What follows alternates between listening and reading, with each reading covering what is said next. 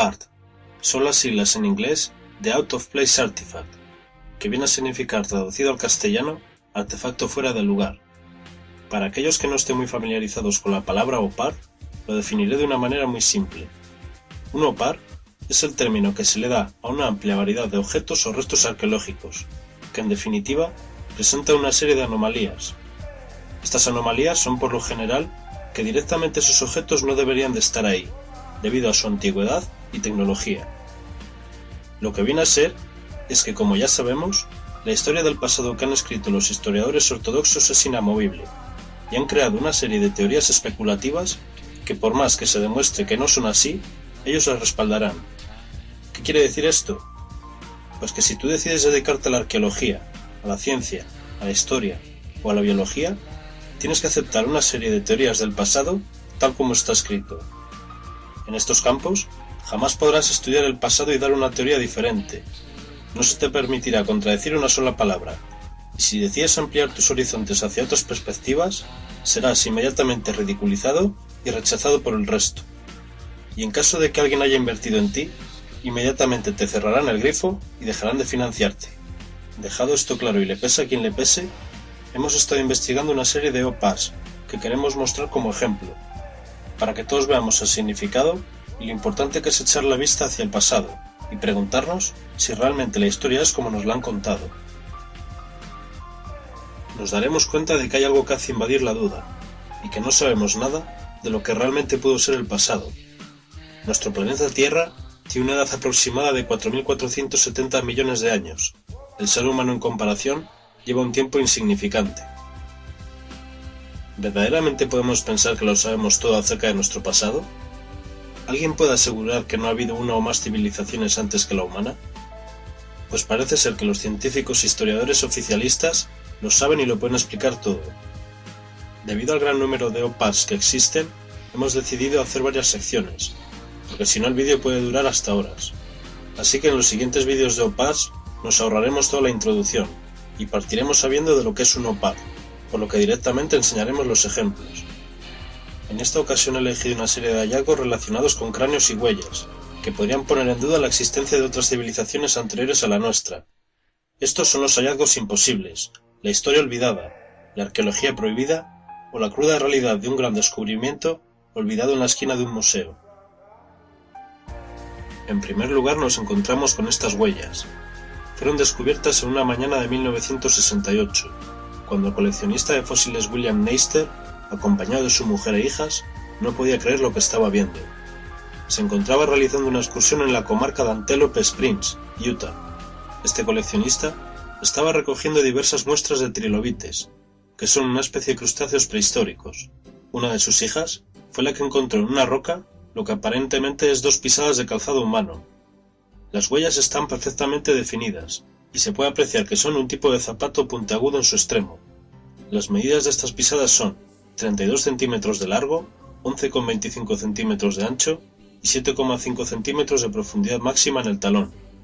Hasta aquí podíamos pensar que no tiene nada de extraño, pero como veis en la fotografía, se ven 2 recuadros.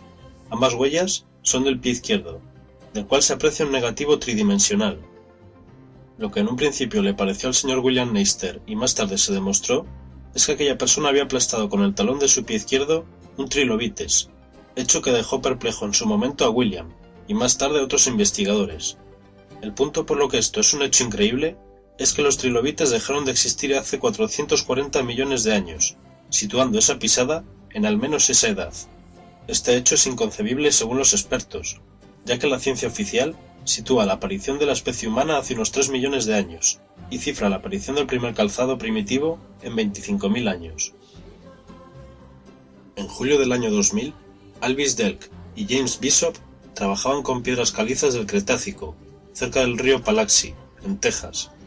Allí descubrieron, como vemos en la imagen, una huella humana pisada por la huella de un dinosaurio. La huella humana mide 28 centímetros y coincide con 7 huellas que venían precedidas en el mismo terreno. Este increíble fósil deja entender que en algún momento del pasado una especie humana convivió junto a dinosaurios, alcanzando una edad de al menos 65 millones de años. Esto por supuesto fue ridiculizado y puesto en duda, por lo que el fósil fue transportado a un laboratorio profesional, donde 800 rayos X realizaron un procedimiento de tomografía computarizada. Los técnicos del laboratorio verificaron la comprensión y las características, tanto de la huella humana como de la del dinosaurio. El resultado fue simplemente escalofriante. Esta prueba eliminaba cualquier posibilidad de que las huellas fueran talladas o alteradas, y no deja lugar a dudas de que las huellas son del Cretácico, un periodo que oscila entre 145 y 65 millones de años. La respuesta de los científicos fue rápida, alegando que nunca ha habido una asociación de los dinosaurios interactuando con humanos. Sin embargo, en vez de abrir los ojos y ver lo que ahora mismo se ve en la imagen, muchos de los paleontólogos y científicos que tenían relación con el caso prefirieron guardar silencio. Posteriores análisis han seguido revelando datos, por lo que se pudo verificar así el peso del humano, la distribución del peso, la locomoción hacia adelante o el balanceo de los pies. Se sabe que la huella del dinosaurio pertenece a un Acrocanthosaurus. Medía 6 metros de largo y 2,5 metros de alto. Caminaba encorvado y su peso era de varias toneladas. Por otro lado, tenemos casos de cráneos antiguos con orificios de bala, que para el que esté algo metido en el tema seguro le sonará. Uno de estos casos es el llamado cráneo de Broken Hill. El hallazgo ocurrió en 1921, cuando los trabajadores de una mina de zinc se percataron de la existencia de una galería que conducía a la entrada de una caverna. Allí se encontraron numerosos restos de hombres prehistóricos, entre los que se encontraba el cráneo de la imagen. En un principio, se dudó sobre si pertenecía a la categoría de Homo heidelbergensis. Incluso, se dudó de si era un homínido debido a su enorme tamaño. Actualmente, la especie del homínido sigue estando en duda. Pero centrándonos más en el cráneo, lo que sorprende es que tiene 2 agujeros aparentemente de bala, siendo un orificio de entrada y otro de salida, situados de forma simétrica en el hueso temporal izquierdo. En un principio, se especuló con la posibilidad de que fuese una trepanación, pero esa hipótesis se acabó descartando tras los análisis.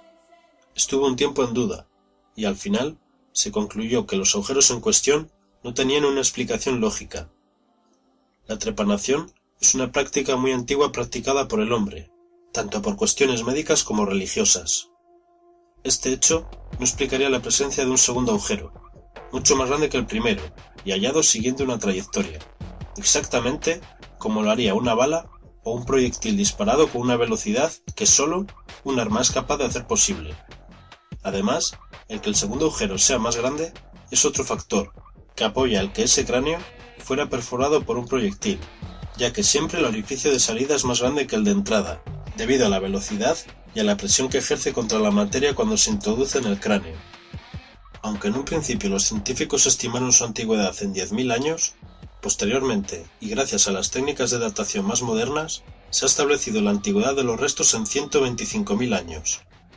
La explicación de la ciencia después de saber todos estos datos, hacer pruebas científicas y consultar con expertos en balística ha sido el silencio, ya que simplemente, con el planteamiento de que la única raza humana que ha habitado este planeta es la actual, no se puede dar una respuesta. Otro caso que hace pensar que alguien portaba armas en la antigüedad es el del cráneo de Moyà. Este cráneo debe su nombre al pueblo donde se encontró. Moyà es un pueblo de unos 5.000 habitantes, que se sitúa cerca de Barcelona, España. Fue en la Cova del Tol donde se halló este increíble cráneo. Esta cueva tiene 1.148 metros de profundidad.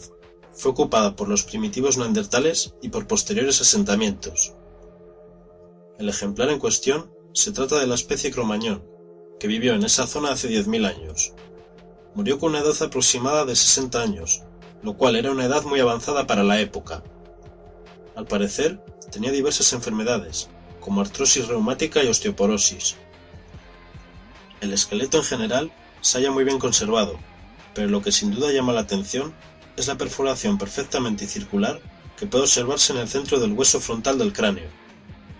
Como en otras ocasiones, las especulaciones rozan lo surrealista, ante teorías como que una piedra rebotada fortuitamente pudo hacer eso, o fue un cúmulo de circunstancias que dieron lugar a que alguna punta de lanza o algún utensilio cobrara velocidad de alguna manera y se estrellase contra el cráneo. A pesar de que lo primero que piensa una persona es en un proyectil, merece la pena pensar en ciertos detalles. Uno de esos detalles es que si hubiese sido con una piedra u otro utensilio, dicho traumatismo debería de haber dejado astillado el hueso y, desde luego, producido un orificio más irregular. También se apuntó la posibilidad de una trepanación, pero el tamaño del agujero e incluso su situación descarta la hipótesis. Una cosa que se extraña es que aunque el orificio corresponde a un típico impacto de bala, el cráneo no tiene orificio de salida. Sin embargo, observándolo en detalle, el agujero claramente es producido desde el exterior. Se puede observar que existe una clara curvatura hacia adentro del orificio, y puede diferenciarse un ligero ángulo de entrada de derecha a izquierda. Todo esto sumado a una regularidad exacta, una redondez perfecta y a la limpieza de todo su conjunto, sugiere una herida traumática producida por el impacto de un objeto cilíndrico o circular a gran velocidad. El que no exista orificio de salida puede explicarse con que la teoría de la bala nunca se tuvo en cuenta, y al producirse el hallazgo no se buscó nada parecido al proyectil. Además, la corrosión, debido al tiempo transcurrido, hubiese deformado por completo el objeto que hizo el orificio, pudiéndose confundir en el lugar donde se encontró el cráneo, con una piedra o algún tipo de mineral. Se diga lo que se diga, los expertos en balística lo dejaron claro, y ese cráneo no deja de ser una mera curiosidad olvidada en una vitrina de un museo. El último caso que tenemos en esta primera parte de OPARTS es el de este cráneo. En este caso, como vemos, no es la calavera de un humano, sino la de un bisonte. Dicho cráneo se encuentra en el Museo de Paleontología de Moscú. Puede observarse el esqueleto de un bisonte, y en su cráneo, algo familiar que hemos visto en los dos casos anteriores. Efectivamente, se trata de un agujero perfectamente redondo, el cual tuvo que ser realizado por el impacto de un proyectil lanzado a gran velocidad. Si los científicos oficiales y arqueólogos lo encontraran hoy en día, no tendrían dudas y apoyarían sin ninguna duda la teoría de un disparo de bala. El problema es que este animal es originario de Yakutia, situado en la Siberia oriental. Según las dataciones, este bisonte vivió en aquellas latitudes hace unos 70.000 años, cuando el hombre, según la historia oficial, no pasaba de ser un neandertal. Por supuesto, los académicos y teóricos oficialistas tienen sus versiones de los hechos, y han postulado que la causa de este orificio puede deberse a causas naturales. Parece ser que la causa natural que dicen pudo ser es un pequeño meteorito, lo cual se convierte en una teoría descabellada, cuando informándose mínimamente se darían cuenta de que un meteorito de esas dimensiones, al perpetrar en la atmósfera directamente, se desintegraría. Eso sin contar que debería de ser esférico y enfrentarse a la tremenda casualidad de ir en la dirección adecuada e impactar justamente en la frente de un bisonte. Lo que sí está claro es que aquello que impactó en el cráneo de este animal le produjo la muerte. Buscando otras alternativas, pensaron en que el orificio fue causado por algún utensilio de cazadores neandertales de aquella época, lo cual quedó descartado, ya que el orificio presenta de nuevo la limpieza típica de una bala. Un arma de caza, además, hubiese dejado el cráneo destrozado. El agujero sería irregular y debería de presentar grietas alrededor. Entonces es cuando nos queda una pregunta en el aire. ¿Quién cazaba bisontes hace 70.000 años con armas de fuego? Recordamos que la pólvora fue descubierta por los chinos en el siglo IX para crear fuegos artificiales y armas, aunque no armas de fuego como las que podemos encontrarnos hoy en día, ya que fue en el año 1200 cuando los árabes y griegos lo introdujeron en Europa. Viéndolo visto y sabiendo estos datos, solo nos quedan dos opciones: o bien el niño tenía una máquina del tiempo, o en un pasado muy remoto, las cosas no son como cree la ciencia oficial, donde quizás era habitual encontrar razas de hombres con una tecnología superior a lo que se piensa. Y si no ese es el caso, la enigmática, pero no por eso imposible, de haber sido visitados por seres venidos de fuera de nuestro planeta. Dicho esto, que cada cual adopte la conclusión que más se acerca a sus ideales, y sin más, en otra ocasión seguiremos mostrando más hallazgos imposibles, también llamados objetos fuera de su tiempo.